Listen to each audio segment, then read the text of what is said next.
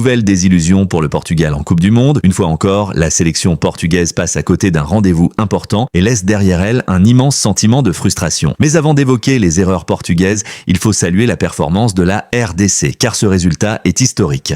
52 ans après sa dernière apparition à ce niveau, et même si à l'époque il s'agissait du Zaïre, la RDC marque les esprits. Les Congolais ont réalisé un match solide, discipliné et surtout intelligent. Certes, ils ont évolué avec un bloc relativement bas, mais après leur égalisation, ils ont même semblé plus dangereux que leurs adversaires. Ce sont eux qui se sont procuré les meilleures occasions et qui ont donné le plus de sensations offensives. Cette équipe congolaise a montré qu'elle avait sa place dans cette compétition. Elle peut clairement rêver d'une qualification pour le tour suivant, voire davantage si elle poursuit sur cette dynamique. Mais revenons au Portugal, parce qu'il faut bien parler d'une nouvelle déception, et le plus inquiétant, c'est que ce scénario ressemble à beaucoup d'autres déjà vus par le passé. Certes, il ne s'agit que du premier match de groupe. Rien n'est encore perdu, le Portugal peut parfaitement réagir, enchaîner 2 victoires et reprendre la tête du groupe. Mais ce soir, le constat reste très décevant. Les leaders attendus n'ont pas répondu présent. Cristiano Ronaldo, Bernardo Silva, Bruno Fernandes, des joueurs d'expérience, des cadres, des hommes qui prennent souvent la parole avant les rencontres pour afficher leurs ambitions. Pourtant, sur le terrain, les prestations ne suivent pas toujours. Cristiano Ronaldo, notamment, continue d'alimenter le débat. Son immense carrière force évidemment le respect. Il a fait rêver des générations entières. Mais aujourd'hui, beaucoup s'interrogent sur sa capacité à encore porter cette équipe au plus haut niveau. C'est déjà la 3e grande compétition où son influence suscite des interrogations. Peut-être fera-t-il mentir tous ses détracteurs dans les prochains matchs et c'est sans doute ce que souhaitent les supporters portugais. Mais à cet instant précis, le doute est bien présent et il n'est pas le seul. Bernardo Silva, fraîchement arrivé au sommet de sa carrière, est sorti dès la mi-temps après une prestation très en dessous des attentes.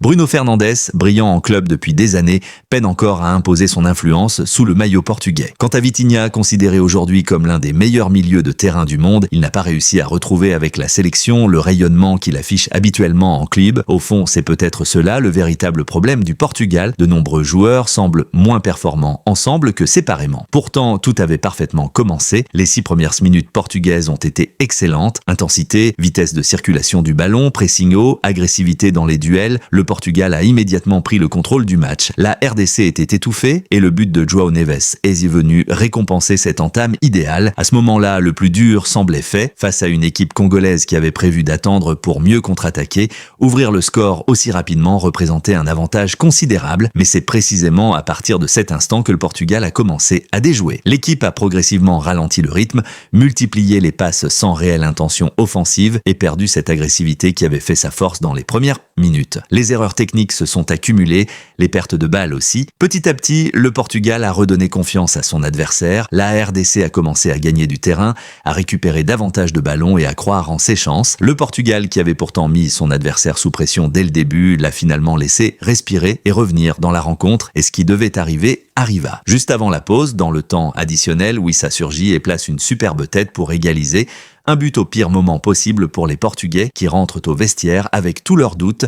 La seconde période devient alors un combat totalement différent. La RDC défend avec beaucoup de solidarité, reste compacte et exploite parfaitement les espaces laissés par le Portugal. Plus encore, ce sont les Congolais qui se montrent les plus dangereux en contre-attaque et qui donnent le sentiment d'être les plus proches de faire basculer la rencontre. Le Portugal, lui, semble prisonnier de ses hésitations. Après avoir fait le plus difficile dès les premières minutes, il s'est compliqué la tâche tout seul et se retrouve désormais face à une défense congolaise solide, organisée et particulièrement difficile à faire craquer. Le plus frustrant dans cette rencontre, c'est que le Portugal n'a jamais réussi à retrouver l'intensité de son début de match. Après avoir pris l'avantage et dominé les débats, l'équipe s'est progressivement éteinte, incapable de passer un nouveau cap pour déséquilibrer une défense congolaise pourtant mise sous pression dès les premières minutes. Et au final, ce match se termine sur un score d'un but partout, un résultat qui, à la vue de la seconde période, n'a rien d'illogique. Car dans les derniers instants encore, la RDC s'est procuré plusieurs situations dangereuses qui auraient pu faire basculer définitivement la rencontre.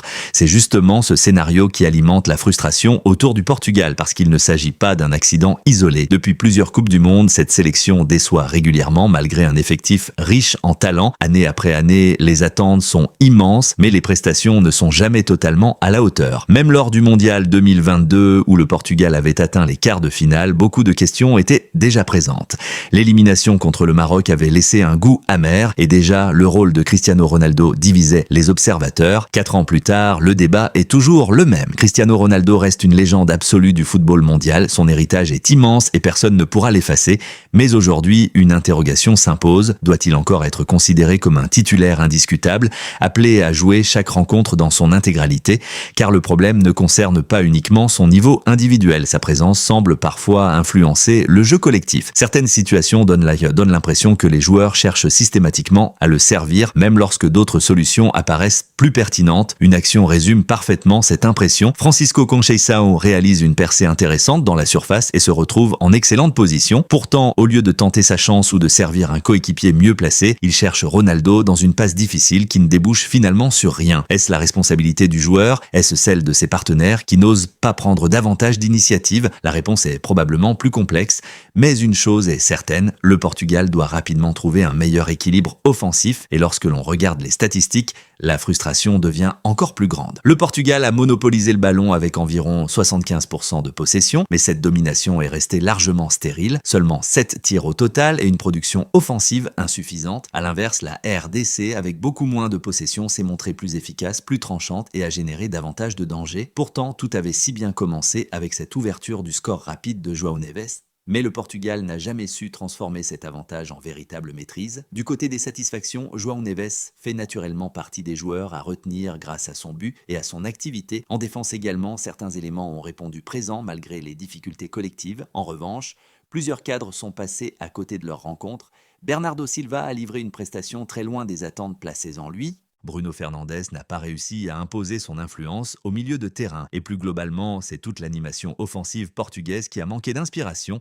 La RDC, elle, peut sortir de cette rencontre avec beaucoup de confiance. Solide défensivement, disciplinée tactiquement et dangereuse en transition, elle a montré qu'elle possédait les qualités nécessaires pour rêver d'un beau parcours dans cette Coupe du Monde. Quant au Portugal, il lui faudra vite réagir, parce qu'au-delà du résultat, ce sont surtout les mêmes doutes, les mêmes fragilités et les mêmes interrogations qui refont surface une nouvelle fois sur la scène mondiale. L'histoire de cette Coupe du Monde ne fait que commencer, mais pour le Portugal, il est déjà temps de répondre présent.